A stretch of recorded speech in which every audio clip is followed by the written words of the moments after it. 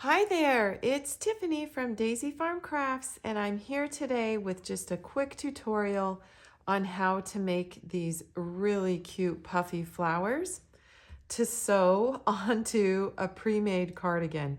You know, sometimes I run out of time to make the babies a sweater, and I picked this up the other day at Kohl's on sale, but my daughter-in-law really loves, she showed me a picture of a sweater that she had seen at a boutique where the flowers were placed around the sweater. Very similar to one that I did previously, the flower sweater. But anyway, these flowers are a little bit different. They were puffy, and so I figured out how to make one that was very similar to the sweater that she had seen. So anyway, I just simply sew them on after I'm done. So I did do a little tutorial. The yarn I used, was Patent Canadiana for the center, mainly because I was looking for this beautiful burgundy color. And I had some Karen latte cakes on hand. And that's how I did the puffy part right here. So I did work with 2 strands at a time. I used an eye hook, but the pattern that I'm going to show you, you can use any yarn that you would like. So anyway, just a cute idea that I'm throwing out there in case you crunch time. And I know this is a really popular look right now. So I wanted to let you know how to maybe make one for your little, or your teenager.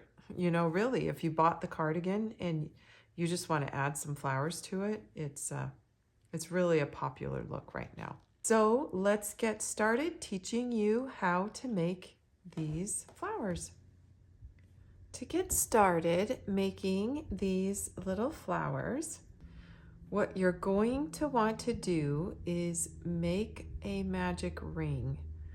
And how I do that is basically I'm making a slip knot, but not pulling it tight. I'll insert my hook under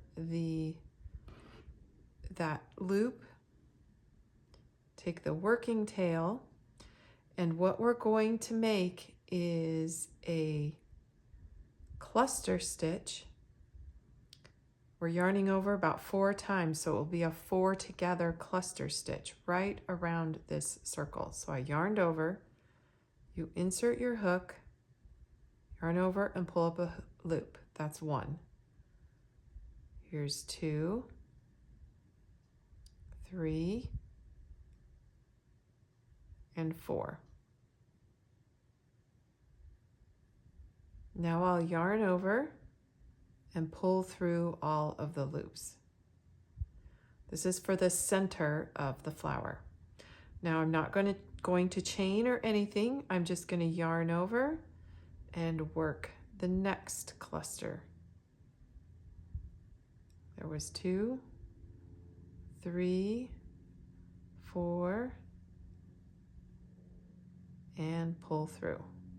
So we're doing a 4 together. 3 and 4.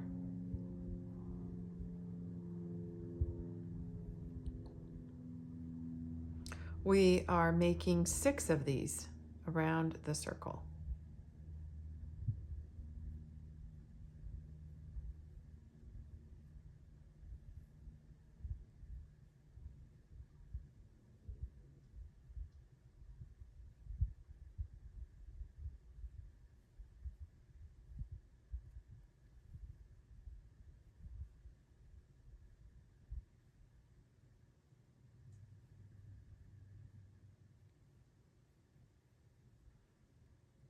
One, 2, 3, 4, 5, 6. So now you will take the tail and just give it a pull, and the circle will pull together. And before you pull it too incredibly tight, you'll need to slip stitch to the first stitch. So find those 2 V's that make the first stitch. Here they are. And pull through so we can complete that stitch.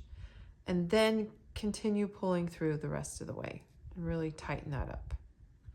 Now, what is facing us is going to be the wrong side of the flower. This is the side that will be the right side of the flower. So keep all your tails to the inside. We're going to clip this one off, pull the loop through, and then I'm going to give it a little tie just to make sure it stays secure. Just like that. Keep the tails facing me into the inside. Insert your hook underneath the next V right there. And the petals are made out of Caron latte cakes for me. That's what I'm using. You can use any yarn, but something I am doing is I am pulling out quite a bit, more just estimating, because I am working with 2 strands at a time.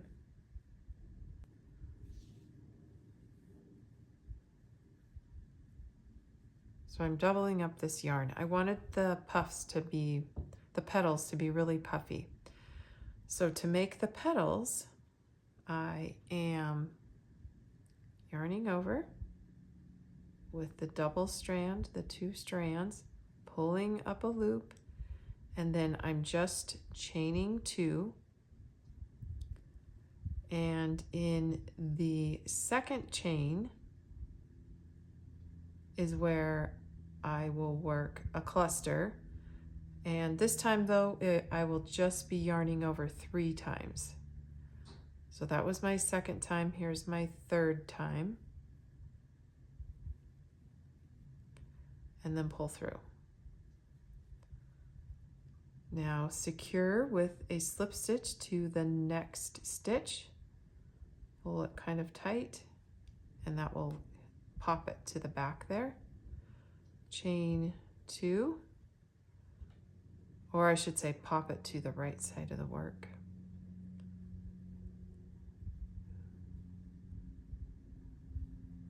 Three, slip stitch to the next stitch, and we're going around. We're going to be working 7 petals.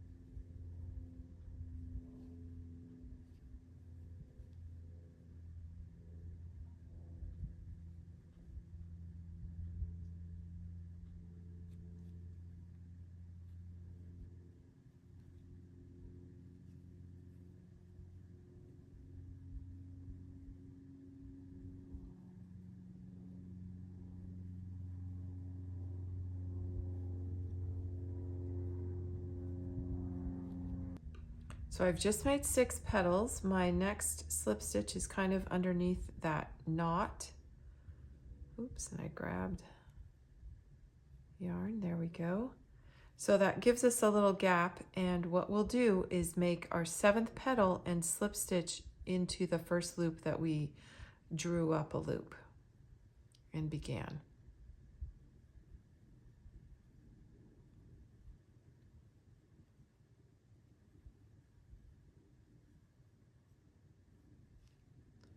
So I'm slip stitching, and before I slip stitch, I do want to make sure all the tails are pulled to the inside or the wrong side. so that we can use the tails to sew the flowers onto the sweater. So I had plenty of latte cakes or whatever of this yarn, but I do want long tails because I'm going to be using them to sew onto the sweater.